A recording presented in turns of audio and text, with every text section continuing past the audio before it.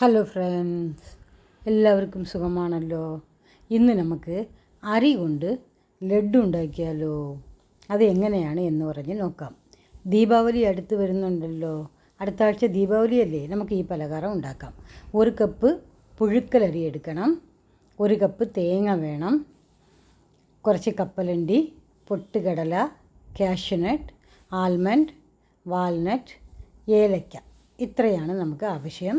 അത് കഴിഞ്ഞ് ഒരു 150 ഗ്രാം ശർക്കര കൂടെ നമുക്ക് വേണം. ഇനി നമുക്ക് അരി വൃത്തിയായിട്ട് കഴുകി വെള്ളമെല്ലാം വാർന്നതിന് ശേഷം ഇതുപോലെ ഇരുമ്പ് ചട്ടിയിലിട്ട് നമുക്ക് അതിനെ വറുത്തെടുക്കാം. ചീനച്ചട്ടിയിലും ഇട്ട് വറുത്തെടുക്കാം കേട്ടോ. നന്നായിട്ട് അരി പൊരിഞ്ഞ് വരണം. കണ്ടോ, ഇതുപോലെ പൊരിഞ്ഞ് വരണം. ഇനി നമുക്ക് ഇതിനെ മാറ്റാം.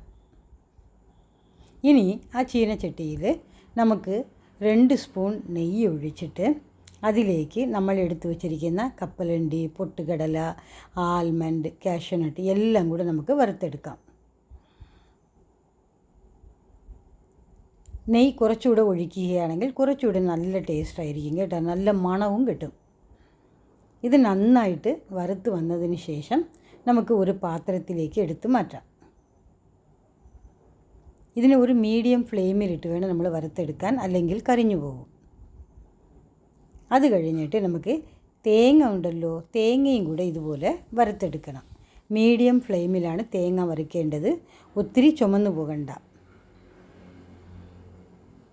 ഇനി നമുക്ക് മിക്സി ജാറിൽ നമ്മൾ വറുത്ത് വച്ചിരിക്കുന്ന അരിയും നട്ട്സും തേങ്ങയും ചേർത്ത് നമുക്ക് പൊടിച്ചെടുക്കണം.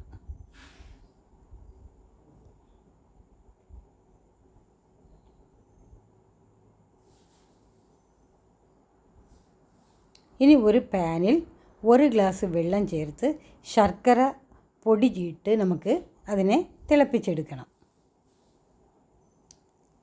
നമ്മൾ പൊടിച്ചെടുത്ത അരിപ്പൊടിയിലേക്ക് അരിച്ച ശർക്കര പാനി നമുക്ക് ഒഴിച്ച്, ഒരു സൈഡിൽ വേണം ഒഴിക്കാൻ, എല്ലാം കൂടെ ഒരുമിച്ച് ഒഴിക്കേണ്ട കേട്ടോ. എന്നിട്ട് നമുക്ക് ഇതിനെ ചെറിയ ഉരുളകളായിട്ട് പിടിച്ചെടുക്കാം.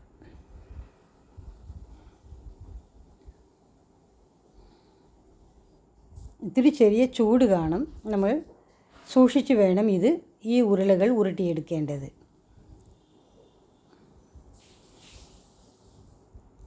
എല്ലാ മാവും ഇതുപോലെ നമുക്ക് ഉരുളകളായിട്ട് മാറ്റാം.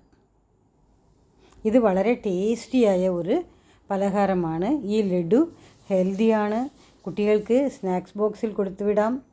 എത്ര 1 മാസമായാലും ഇത് ചീത്തയാവില്ല കേട്ടോ. നിങ്ങളും ഇതുപോലെ ഒന്ന് ഉണ്ടാക്കി നോക്കണേ, എന്നിട്ട് ഫീഡ്ബാക്ക് അറിയിക്കുക.